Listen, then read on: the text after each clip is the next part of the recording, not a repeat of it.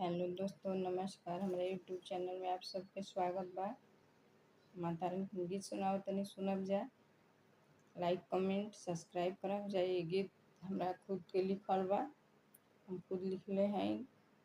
देखब जे एगो लइका के मातारी कैसे अपने लइका के नौकरी खातिर का कहतरी, कैसे कहतरी, कुछ ऐसा सोचिए हम लिखले हैं। आप लोग सुनब जा, पूरा सुनब जा तो बहुत अच्छा लगी। लाइक कमेंट सब्सक्राइब जरूर करब। रौरा मंदिर के धोई भोरे भोरे हो, मनसवा के पूरा करीना। रौरा के चुंदरी चढ़ाई जोड़े जोड़े हो, मनसवा के पूरा करीना। नैहरा में मांगिले भाई रे भतीजावा, नैहरा में मांगिले भाई रे भतीजावा, ससुरा में मांगिले अवध सिंहरावा। अपना बचवा के मांगिले नौकरिया हो, मनसवा के पूरा करीना। अपना बबुए के मांगिले नौकरिया हो, मनसवा के पूरा करीना। रौरा मंदिर के धोई भोरे भोरे हो, मनसवा के पूरा करीना। रौरा के चुंदरी चढ़ाई जोड़े जोड़े हो, मनसवा के पूरा करीना। दिलवा के बात मैया केकरा से कहे, अरे दिलवा के बात मैया केकरा से कहे।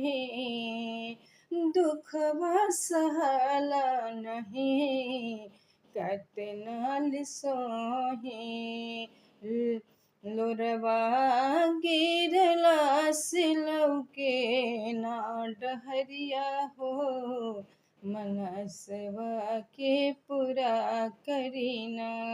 हमरा बचवा के दीना नौकरिया हो, मनसवा के पूरा करीना।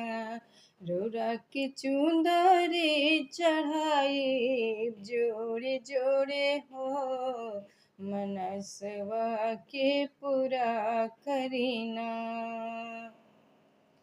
एक अर्जी बा मैया सुनी हो जरूरी, एक बिनती बा मैया सुनी हो जरूरी। केहू के जानी दिहा हद से गरीबी, लोगवा देखिए के फेरे ला नजरिया हो, मनसवा के पूरा करीना। हमरा बचवा के दीना नौकरिया हो, मनसवा के पूरा करीना।